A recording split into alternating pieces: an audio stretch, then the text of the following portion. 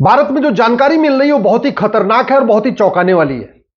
5,000 महिलाएं पाकिस्तान के लोगों से निकाह करके भारत में बैठी हुई हैं। 5 लाख। और जो महिलाएं भारत में हैं जिन्होंने पाकिस्तानियों से निकाह किया है उसमें किसी के 8 बच्चे, किसी के 9 बच्चे, किसी के 6 बच्चे, 5 से कम तो मिल ही नहीं रहे। 10-12 बच्चे वाले भी परिवार मिल रहे। अगर एवरेज 5 बच्चे मान के चलिए तो 5 लाख महिलाओं से लगभग 25 लाख बच्चे जिसके फादर पाकिस्तानी हैं, वो 25 लाख बच्चे भारत में रह रहे हैं। और वो बच्चे कोई छोटे भी नहीं, वो बड़े हो चुके हैं, उनका शादी विवाह भी हो चुका है। तो यानी 5 लाख महिलाओं ने पाकिस्तानियों से शादी किया, उनके ऑन एन एवरेज लगभग 25 लाख बच्चे पैदा हुए। वो मां भी, वो दादी भी बन गई हैं, वो नानी भी बन गई हैं और वो अम्मा भी बन रही हैं। तो लगभग 25 लाख नाती और पोते। यह बहुत ही बड़ी खतरे की घंटी है। सवाल यह है, ऐसी घटनाएं अरब, दुबई, कुवैत, बहरीन में क्यों नहीं होती हैं? कभी आपने सुना कि अरब, दुबई, कुवैत, बहरीन की कोई महिला भारत में आके किसी से शादी की हो, निकाह की हो और वहां की नागरिकता उसने ले रखी हो? कभी आपने सुना कि अमेरिका या सिंगापुर या जापान या चीन के किसी महिला ने भारत में आके शादी किया हो और वहां की नागरिकता ले रखी हो? नहीं सुना होगा। लेकिन भारत में ऐसा हुआ है। 5 लाख महिलाएं, उनके 25 लाख बच्चे, उनके लगभग 25 लाख नाती पोते। यह सिचुएशन आज की है। और ये क्यों हुआ है? क्योंकि हमारा फॉरेनर एक्ट 19 ये 46 चल रहा है। जो चल रहा था अब तो बदल गया है और ये सड़ा हुआ कानून था। घुसपैठ का भी मूल कारण था और इस समस्या का भी मूल कारण यही था। यह कानून अभी बदला गया है। इमिग्रेशन एक्ट आ गया है, ये 2025 में भी आया, इसी संसद सत्र में आया। लेकिन यह भी नए बोतल में पुरानी शराब जैसा है। इसमें भी वैसी कठोर सजा नहीं है जैसा सिंगापुर में है, जापान में है, अमेरिका में है, रूस में है, चीन में है। वैसा इसमें भी खतरनाक नहीं है। आखिर भारत में इतनी अराजकता का मूल कारण क्या है? मूल कारण यह है कि हम भगवान श्री राम की पूजा तो करते हैं लेकिन राम नीति लागू नहीं करते। भगवान श्री राम ने कहा था, भय बिन होए न प्रीत। हम भगवान कृष्ण की पूजा करते हैं लेकिन कृष्ण नीति लागू नहीं करते। भगवान कृष्ण ने कहा था, सठे साठ्यम समाचरित। हमारे पूर्वज खुद ही कहते थे, लोहा लोहे को काटता है। लेकिन हमने लोहा लोहे को काटता है इस सिद्धांत के अनुसार नियम कानून नहीं बनाया। नतीजा यह हुआ कि 5 लाख महिलाओं ने पाकिस्तानियों से शादी करके लगभग 25 लाख बच्चे पैदा कर दिए और उनके लगभग 25 लाख नाती पोते भी हो चुके। अब समाधान क्या है? समाधान वही जो हमारे पूर्वज करते थे, भगवान श्री राम और श्री कृष्ण कहते थे। सबसे पहले इस नई भारतीय न्याय संहिता को बदलना पड़ेगा। इसमें 4-5 नए चैप्टर जोड़ना पड़ेगा। एक चैप्टर जोड़ना पड़ेगा ऑफेंस रिलेटिंग टू इन्फिल्ट्रेशन, घुसपैठ से संबंधित अपराध। एक चैप्टर जोड़ना पड़ेगा offence relating to illegal immigration, कि अगर आप भारत में अवैध रूप से रह रहे हैं। एक चैप्टर इसमें जोड़ना पड़ेगा offence relating to cheating, fraud, forgery. एक चैप्टर इसमें जोड़ना पड़ेगा offence relating to fake documents. और इसमें झूठ को सीरियस क्राइम डिक्लेयर करना पड़ेगा।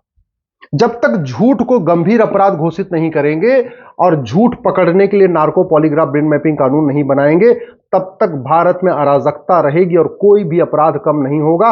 और भारत दिन बाई दिन, डे बाई डे असुरक्षित होता चला जाएगा और एक दिन हमारे हाथ से निकल जाएगा, जैसे हमारे हाथ से अफगानिस्तान निकल गया, पाकिस्तान निकल गया, बांग्लादेश निकल गया, कश्मीर निकल गया, बंगाल भी निकलने वाला है। समाधान यही है, सठे साठ्यम समाचरित, भय बिन होए न प्रीत। मैं पूरी गारंटी के साथ कह रहा हूं, आप किसी एक महिला को पकड़िए, उसका narco polygraph brain mapping test करिए और टेस्ट करके उससे पूछिए कि तूने निकाह क्यों किया था। दूसरा उससे सवाल पूछिए, निकाह करने के बाद तुम यहीं भारत में क्यों रुक गई। फिर उससे यह भी पूछिए, तुम्हारे कुल कितने बच्चे हैं। और फिर उससे यह भी पूछिए, तुम्हें भारत में रहने के लिए किसने किसने मदद की, कौन तुम्हें पैसा देता है, कहां से पैसा आता है, तुम्हारे बच्चों के सर्टिफिकेट कैसे बने, बर्थ सर्टिफिकेट कैसे बना, तुम्हारा आधार कैसे बना, तुम्हारा पासपोर्ट कैसे बना, तुम्हारा डोमिसाइल सर्टिफिकेट कैसे बना। ये सारी बात पूछ लीजिए। तो जानते, एक एक महिला के कम से कम 10-10 मददगार निकलेंगे। वो 10 लोग मदद क्यों कर रहे? क्योंकि भारत में न तो फर्जी डॉक्यूमेंट बनवाना गंभीर अपराध है, न बनवाना गंभीर अपराध है। तो महिला ने सारे डॉक्यूमेंट बनवा लिए क्योंकि वो सीरियस क्राइम नहीं है। और आधार बनाने वाले ने आधार बना दिया, नगर निगम वाले ने बर्थ सर्टिफिकेट बना दिया, तहसील वाले ने राशन कार्ड बना दिया, हर जगह के आरटी ऑफिस के दलाल ने उनको ड्राइविंग लाइसेंस बना के दिए। सारे डॉक्यूमेंट बनते चले जा रहे हैं। क्यों? क्योंकि फर्जी डॉक्यूमेंट बनाना और फर्जी डॉक्यूमेंट बनवाना गंभीर अपराध है। ये जो भारत में रह रही हैं, ये हमारी राष्ट्र की सुरक्षा के लिए खतरा है। उससे निपटने के लिए हमारे पास एनएसए है, लेकिन कहीं की पुलिस एनएसए नहीं लगाती, क्योंकि जो नेशनल सिक्योरिटी एक्ट है इसमें कहीं लिखा ही नहीं है कि भारत में अवैध रूप से रहना राष्ट्र की सुरक्षा के लिए खतरा है। हमारे पास अनलॉफुल एक्टिविटीज है, भारत में अवैध रूप से रहना अनलॉफुल एक्टिविटी है, लेकिन इस कानून में कहीं लिखा ही नहीं है कि घुसपैठ करना या भारत में अवैध रूप से रहना या घुसपैठियों की मदद करना या अवैध रूप से रहने वालों की मदद करना या उनको डॉक्यूमेंट बना के देना, न ये राष्ट्र की सुरक्षा के लिए खतरा है, न ये अनलॉफुल एक्टिविटी है। तो न तो पुलिस एनएसए लगाती है, न तो पुलिस यूएपीए लगाती है। हमारे पास हर राज्य के पास ऑर्गेनाइज क्राइम से निपटने के लिए कानून है। ये 5 लाख महिलाएं जो यहां रह रही हैं, ऐसा नहीं है, बड़ा इनका पूरा नेक्सस है, पूरा संगठन है, इनको पूरी फंडिंग आ रही है, इनको पूरा यहां मोटिवेट किया जा रहा है। अदरवाइज भारत में कोई भी शादी करने के बाद अपने मायके में थोड़ी रहता है। ये तो परंपरा है, वो चाहे हिंदू हो, चाहे जैन हो, चाहे बौद्ध हो, चाहे सिख हो, शादी हुई कि बेटी गई अपने ससुराल। सवाल यह है कि ये शादी कर रही थी पाकिस्तान में, तो भारत में रह क्यों रही थी? क्या था इनका मोटिव? क्यों इन्होंने पाकिस्तान की नागरिकता नहीं लिया और भारत की नागरिकता पकड़ के बैठी रही? ये तो तभी पता चलेगा जब narco polygraph brain mapping test हो। लेकिन मैं पूरी जिम्मेदारी के साथ कह रहा हूं, ये एक ऑर्गेनाइज वेल प्लान्ड क्राइम है, और ऑर्गेनाइज क्राइम से निपटने के लिए हर राज्य के पास कानून है। महाराष्ट्र के पास मकोका है, गुजरात के पास गुजकोका है, यूपी के पास गैंगस्टर एक्ट है, किसी के पास गुंडा एक्ट है, सबके पास अपना अपना कानून है। लेकिन पुलिस लगाती नहीं है, क्योंकि कानून में लिखा ही नहीं है कि भारत में अवैध रूप से रहना ये ऑर्गेनाइज क्राइम है। इवन जो ये नई भारतीय न्याय संहिता बनी है, इसमें एक प्रोविजन है वेजिंग वॉर। मैं कह रहा हूं, घुसपैठ करना, अवैध रूप से रहना, ये अपने आप में वेजिंग वॉर है, इनडायरेक्ट वॉर है। लेकिन पुलिस नहीं लगा रही है, क्योंकि हमने वेजिंग वॉर में डिफाइन ही नहीं किया कि क्या क्या वेजिंग वॉर है। ऑर्गेनाइज क्राइम में डिफाइन ही नहीं किया कि क्या क्या ऑर्गेनाइज क्राइम है। नेशनल सिक्योरिटी एक्ट में डिफाइन ही नहीं किया कि नेशनल सिक्योरिटी के लिए क्या क्या खतरे हैं। अनलॉफुल एक्टिविटी में हमने डिफाइन ही नहीं किया कि क्या क्या अनलॉफुल एक्टिविटी है। तो जहां मन करता है पुलिस लगाती, जहां मन करता नहीं लगाती। और पुलिस इसलिए अपने उस पर चल रही है क्योंकि 1861 का पुलिस एक्ट चल रहा है। अब इस 1861 के पुलिस एक्ट के कारण पुलिस सत्ता के गुलाम है। पहले अंग्रेजों के गुलाम थी, अब सत्ता के गुलाम है। भाई, पुलिस के लोग भी तो आदमी होते हैं ना, जो थानेदार, हवलदार या कलेक्टर, कप्तान या जो लोग भी हैं, अधिकारी, कमिश्नर हैं, वो भी तो इंसान हैं। उनको नौकरी करनी है, उनको अपने बच्चे पालना है। अगर वो सत्ता से झगड़ा कर लेंगे तो उनको तो रोज पर डे उनका ट्रांसफर करते रहेंगे, क्योंकि ट्रांसफर करने में कोई नियम कानून तो है नहीं, जब मन किया तब ट्रांसफर कर दिया। तो अगर हम भारत को सुरक्षित बनाना चाहते हैं, ऐसी चीजों से रुकना चाहते हैं, तो one nation one police code लागू करना पड़ेगा, पुलिस चार्टर लागू करना पड़ेगा। अब आप सोचिए, कितनी भारत में अवैध गतिविधियां हो रही हैं, लेकिन अवैध गतिविधियां करने वाले और उनके मददगारों के आज तक किसी की नागरिकता खत्म ही नहीं हुई। आप बताइए, किसी आतंकवादी की नागरिकता गई, किसी जासूस की नागरिकता गई, किसी गद्दार की नागरिकता गई, किसी घुसपैठिए की मदद करने वाले की नागरिकता गई, किसी धर्मांतरण कराने वाले की मदद की नागरिकता गई, किसी ड्रग स्मगलर की नागरिकता गई, किसी मानव तस्करी करने वाले की किसी की नागरिकता गई नहीं। क्यों? ये कानून सड़ा हुआ है। इसलिए मैं कहता हूं, ये जो सिटीजनशिप एक्ट है, इसको बदलना पड़ेगा, एक नया कानून बनाना पड़ेगा। नागरिकता देने और नागरिकता लेने के लिए फिर से एक नई टर्म्स कंडीशन बनाना पड़ेगा। ये जितने अवैध काम हो रहे हैं, जो महिलाएं यहां रह रही हैं, पक्का इनको फंडिंग आ रही होगी। और फंडिंग का सबसे बड़ा पैटर्न क्या है? नकली दवाओं के कारोबार से जो पैसा आता है उससे फंडिंग होती है, और जो ड्रग का कारोबार चलता है उससे फंडिंग आती है। ये क्यों चल रहा है? ये 1940 का बना हुआ ड्रग एक्ट महा सड़ा हुआ है, महा घटिया, इसलिए नकली दवाओं का कारोबार चल रहा है। ये एनडीपीएस एक्ट भी महा सड़ा हुआ है, महा घटिया, इसलिए ड्रग स्मगलिंग भी चल रही है। दुनिया के कई देशों में नकली दवा का कारोबार करना और ड्रग स्मगलिंग करना, इसमें फांसी होती है। सिंगापुर में तो कई लोगों को फांसी दे दिया, फांसी दी जाती है, 100% प्रॉपर्टी जब्त की जाती है, नागरिकता खत्म की जाती है। हमारे यहां ऐसा कोई प्रावधान ही नहीं।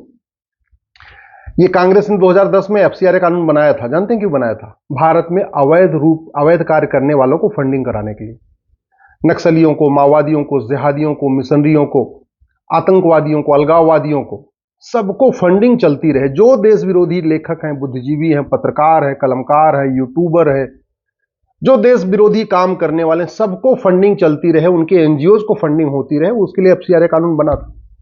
ये जब तक खत्म नहीं होगा तब तक विदेशी फंडिंग नहीं बंद होगी। फंडिंग नहीं बंद होगी तो अवैध काम नहीं बंद होगा। क्योंकि कोई भी काम जो भारत में लोग रहते हैं, वो निस्वार्थ भाव से नहीं करते, पैसे के लिए करते हैं। वो पैसे के लिए जासूसों की मदद करते हैं, पैसों के लिए गद्दारों की मदद करते हैं, पैसे के लिए घुसपैठियों की मदद करते हैं, पैसे के लिए मिशनरियों की मदद करते हैं। तो जब तक फंडिंग नहीं बंद होगी तब तक ये देश विरोधी काम नहीं बंद होंगे। जब तक काला धन पैदा हो रहा है ना, तब तक काला कारोबार नहीं बंद होगा। जितने भी अवैध काम होते हैं सबकी फंडिंग काले धन से होती है, और काला धन जनरेट हो रहा है, जबरदस्त जनरेट हो रहा है। आप बीच में देखते रहे होंगे 500-500 की नोट पकड़ी जाती है, बोरे के बोरे पकड़ी जाती है। अभी जज साहब के यहाँ 500 रुपए के बोरे पकड़े गए थे। कितने नेताओं के यहाँ 500-500 के बोरे पकड़े जाते हैं। आम जनता को 500 रुपए के नोट की जरूरत नहीं। आम जनता तो 100 रुपए बहुत पर्याप्त है। 100 रुपए से ज्यादा कोई पर डे खर्च करता नहीं। 80% लोग पर डे 100 रुपए से कम खर्च करते हैं। उनको बड़ी नोट की जरूरत ही नहीं। जो बड़े हैं उनके पास एटीएम, पेटीएम, भीम, यूपीआई, डेबिट कार्ड है, फिर भी 500 रुपए की नोट चल रही है। 100 रुपए से बड़ी नोट बंद कर दिया जाए और इस कानून को बदल दिया जाए, काला धन रुक जाएगा, काला धन, काला कारोबार रुक जाएगा। तो ये जो अवैध काम हो रहा है, जो अवैध रूप से रह रहे हैं, जो घुसपैठ होती है, धर्मांतरण होता है, ये सारे काम रुक जाएंगे। बेनामी लेन देन जब तक नहीं रुकेगा तब तक अवैध काम चलता रहेगा। और बेनामी लेन देन रोकने का एक ही तरीका है, संपत्ति को आधार से लिंक कर दिया जाए और यूनिक आइडेंटिटी जो आधार नंबर है इसको कॉमन कर दिया जाए। जो आधार नंबर है यही ड्राइविंग लाइसेंस का नंबर हो, यही पासपोर्ट का नंबर हो, यही आपके सारे डॉक्यूमेंट का नंबर आधार हो। जब कोई आप कार खरीदो, बाइक खरीदो, मोबाइल खरीदो, कुछ भी सामान खरीदो, 10,000 रुपए से महंगा अगर सामान खरीद रहे हैं, वो आधार में लिंक होता चला जाएगा। बेनामी लेन देन रुक जाएगा।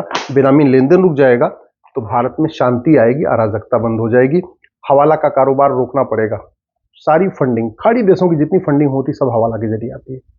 जिहादियों की, मिसरियों की, धर्म मदरसा बनाने की, मस्जिद बनाने की, मजार बनाने की, दरगाह बनाने की जितनी फंडिंग आ रही है, अलगाववादियों की, आतंक, सारी फंडिंग हवाला के जरिए होती है। हवाला तभी रुकेगा जब 100 रुपए से बड़ी नोट बंद हो, 5,000 रुपए से महंगे सामान का कैश लेन देन बंद हो, प्रॉपर्टी को आधार से लिंक किया जाए। सबसे बड़ा मूल कारण है अवैध काम का, वो है भ्रष्टाचार।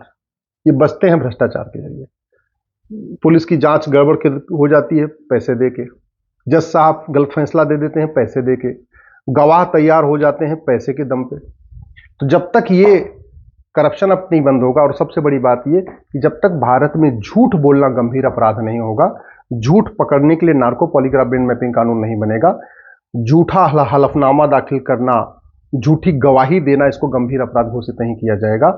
और झूठा डॉक्यूमेंट बनाना, झूठा Aadhaar, ration card, driving licence, voter ID, birth certificate, झूठा डॉक्यूमेंट बनाना और झूठा डॉक्यूमेंट बनवाना, इसको सीरियस क्राइम डिक्लेयर नहीं किया जाएगा।